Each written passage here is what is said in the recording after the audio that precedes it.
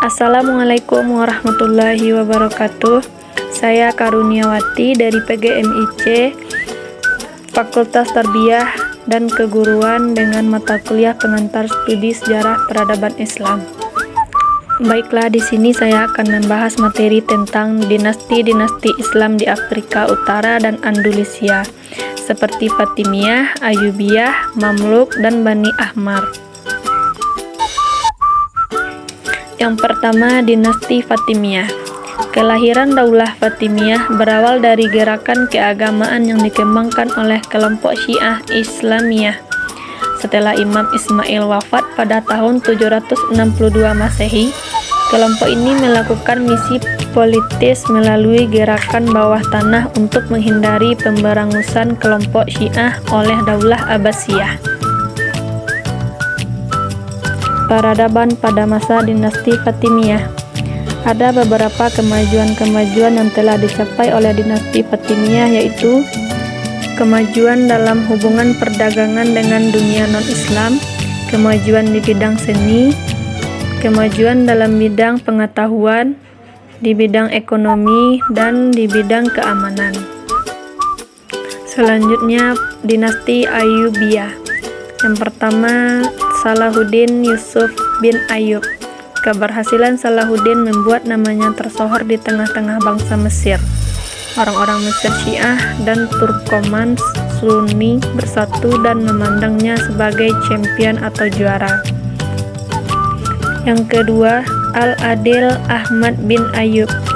Adil adalah saudara Salahuddin. Setelah terjadinya Perang Salib ketiga, orang-orang Salib menyadari bahwa Mesir adalah bagian yang sangat penting dari negara-negara Arab untuk memudahkan jatuhnya Palestina ke tangan mereka. Sehingga Raja Palestina bersekongkol dengan Jerman dan pasukan Salib lainnya untuk menyerang dinasti Ayyubiyah. Yang ketiga, Al-Kamil Muhammad bin Ahmad. Al-Kamil diberi tugas oleh ayahnya untuk mengusir orang-orang Salib dari Daimeta. Langkah awalnya adalah dengan mengirim tentara ke Sungai Nil untuk menghalangi kapal orang-orang Salib. Namun sayangnya tentaranya dapat dimusnahkan musuh. Yang keempat, Al-Adil Muhammad bin Muhammad. Setelah Kamil wafat pada tahun 1238 Masehi, pemuka-pemuka dinasti Ayyubiyah mengangkat anaknya Abu Bakar sebagai raja dengan gelar Adil II, namun saudaranya Salih Ayyub menentang keputusan tersebut, sehingga terjadilah perebutan kekuasaan antar keduanya. Yang kelima, Malik Saleh Najmuddin Ayyub bin Muhammad. Selama pemerintahan Salih Ayyub, Louis IX Raja Prancis mengirimkan ekspedisi perang suci ke Mesir dan berhasil menundukkan Daimeta, serta menempatkan tentaranya sejauh 4 mil dari Mansurah untuk merampas istana. Pada saat itulah Salih Ayyub sedang sakit, tetapi tidak mempengaruhi semangat para pasukannya untuk mempertahankan istana. Yang keenam, Muasham Tauran bin Saleh. Turan Shah adalah anak tertua Salih Ayyub dan putra mahkota yang dipersiapkan sebagai raja berikutnya. Pada saat ayahnya meninggal, ia sedang berada di benteng Kifa di Diyarbakir. Ia merampas 21 perahu Perancis. Peradaban pada masa dinasti Ayyubiyah. A. Bidang arsitektur dan pendidikan. Penguasa Ayyubiyah telah berhasil menjadikan Damaskus sebagai kota pendidikan. Ini ditandai dengan dibangunnya Madrasah Al-Shawniyah tahun 1239 Masehi. B. Bidang filsafat dan keilmuan. Bukti konkretnya adalah Adalas of Bad yang diterjemahkan karya-karya orang Arab tentang astronomi dan geometri. C. Bidang industri. Dibuatnya kinier oleh seorang Syria yang lebih canggih dibandingkan dengan buatan orang Barat. E. Bidang militer. Selain memiliki alat-alat perang seperti kuda, pedang, panah, dan sebagainya, ia juga memiliki burung elang sebagai kepala burung-burung dalam perperangan. Selanjutnya, dinasti Mamluk. Kata Mamluk berarti budak atau hamba yang dibeli dan dididik dengan sengaja agar menjadi tentara dan pegawai pemerintah. Pada Mamluk, dinasti Ayyubiyah berasal dari Asia Kecil, Persia atau Iran, Turkistan, dan Asia Tengah, Transoksiana. Mereka terdiri atas suku-suku bangsa Turki, Sum, Rusia, Kurdi, dan bagian kecil dari bangsa Eropa.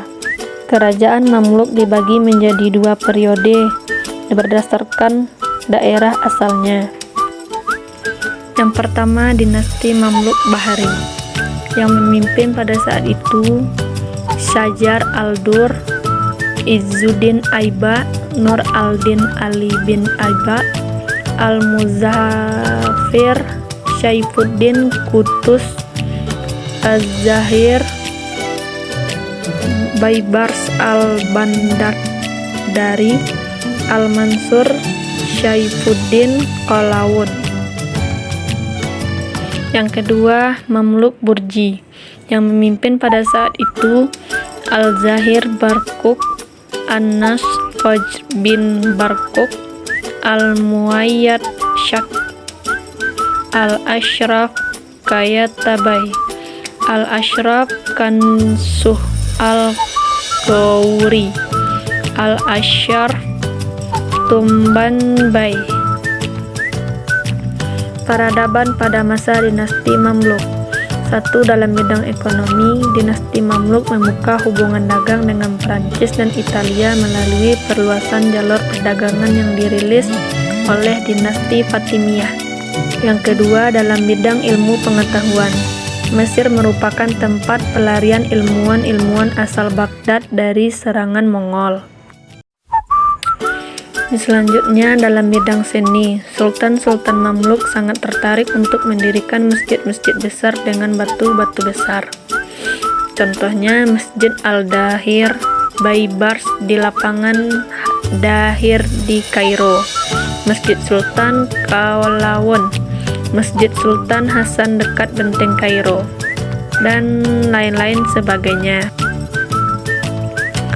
Dinasti Bani Ahmari. Asal-usul Bani Ahmar dan kelahiran Daulah Bani Ahmar.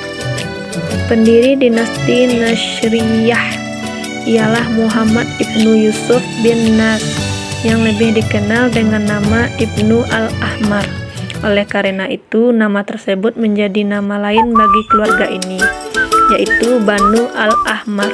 Bani Nas ini merupakan keturunan Sa'id bin Ubaidah, seorang sahabat Rasulullah SAW dari suku Khazraj di Madinah. Pada awalnya, Ibnu al-Ahmar merasa perlu untuk mendapatkan perlindungan dan naungan dari pemerintahan yang lebih kuat, apakah itu dari Islam maupun Kristen. Sebagai riwayat menyatakan bahwa Ibnu al-Ahmar telah mencontoh Ibnu Hud dengan mengaku tunduk dan memohon bantuan kekhalifahan Abbasiyah di Baghdad terhadap pemerintahannya di Andalus. Pertumbuhan dan perkembangan dinasti Bani Ahmar. Setelah pemerintahan dinasti Muwahhidun meninggalkan Andalusia, pada pasukan Kristen semakin leluasa memasuki dan menduduki wilayah-wilayah kekuasaan Islam. Satu persatu daerah kekuasaan Islam jatuh ke tangan kerajaan Kristen.